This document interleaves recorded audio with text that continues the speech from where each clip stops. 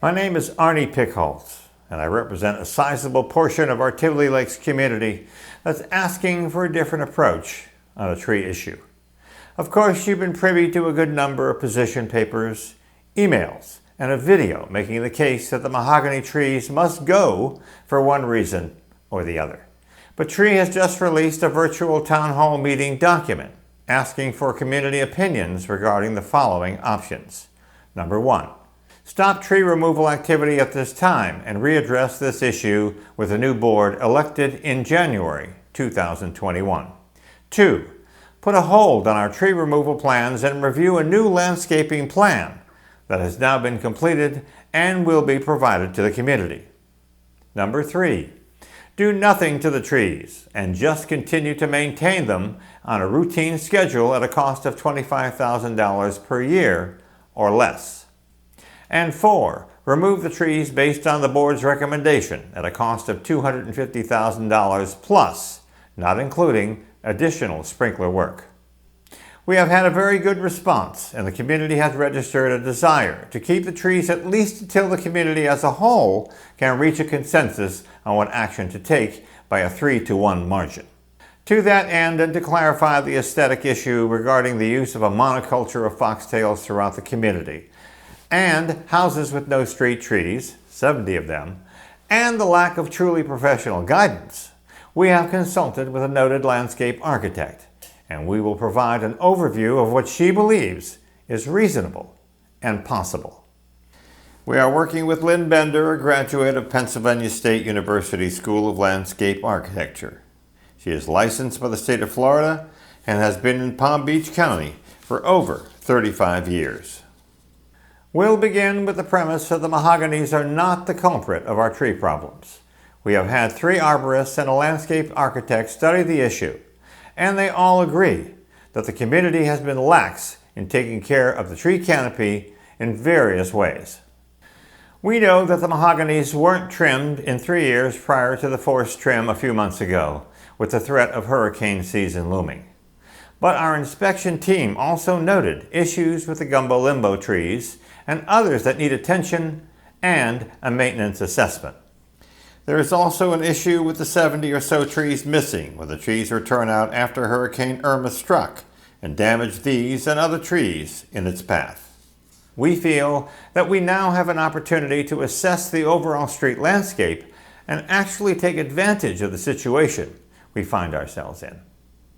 The biggest blunder pointed out by all the professionals is planting a monoculture of foxtails. This is a very dangerous and ill-fated plan for a number of reasons, the least of which is that if there is a virus issue, and there is one, and once the virus is detected, the tree dies and no other palm can be planted in its place.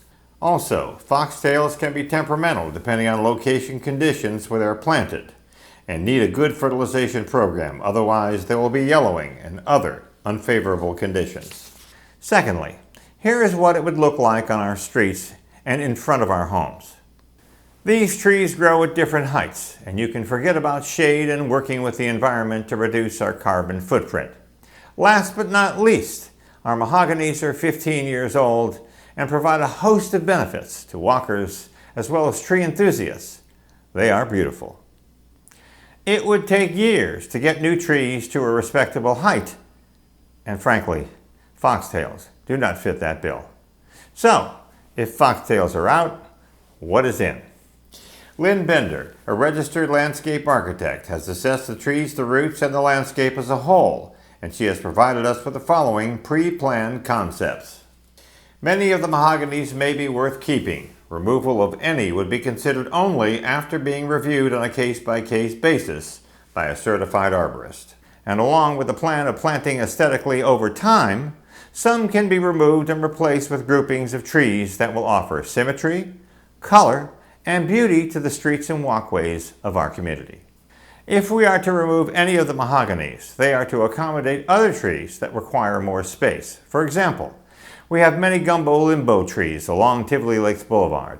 The islands look great, but the mahoganies are crowding the trees behind them.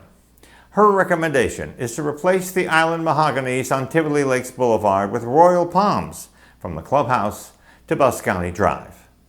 Our bridge is a focal point that follows the Tivoli Lakes Boulevard Islands. Lynn is suggesting to remove the mahoganies on each end and plant large palms, like a Sylvester palm, at each end of the bridge. From there, we can begin to look at the idea of cluster plantings of colorful trees in areas that are currently bare, and perhaps removing mahoganies to accommodate the sense of symmetry with the landscape as a whole. Lynn's design concept is built around the idea of tree clusters and symmetry.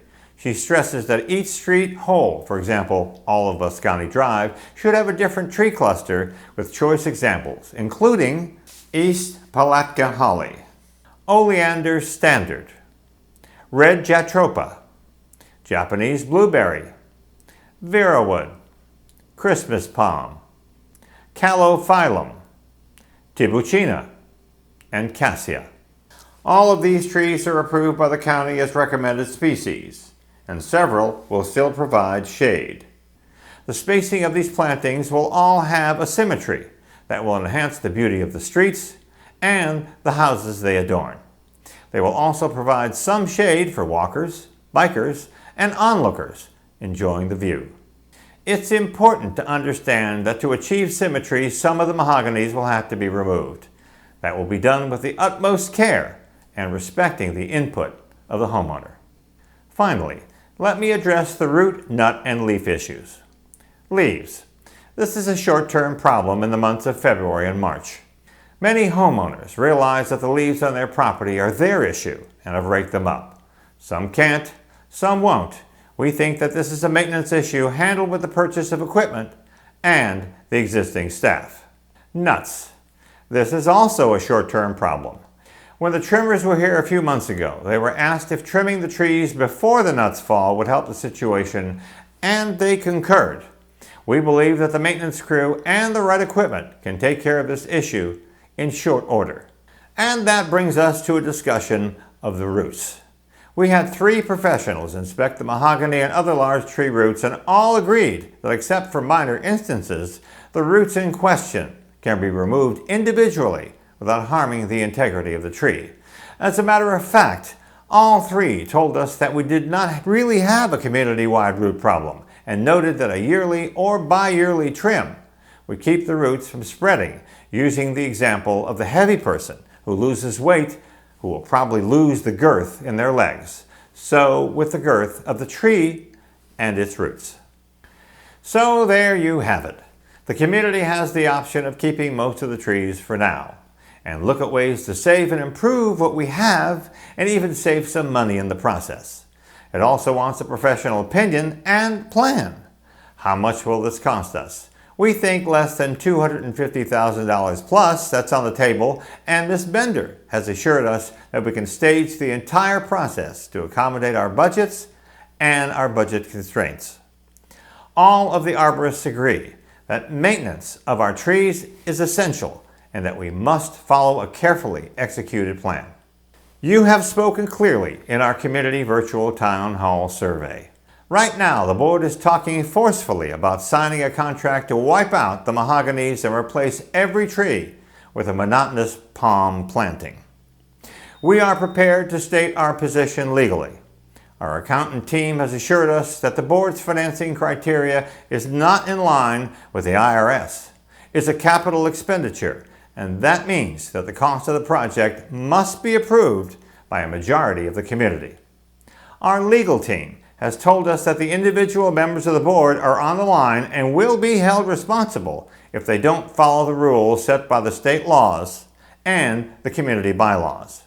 And finally, the community has told us that it is time to settle this matter, stop the name-calling and divisiveness, and get back to the business of living together in a cohesive and beautiful community. Thanks for watching. Please drop us a line and give us your thoughts. If you haven't responded to our community survey, please do so and give us your comments and your suggestions. Again, thanks for watching.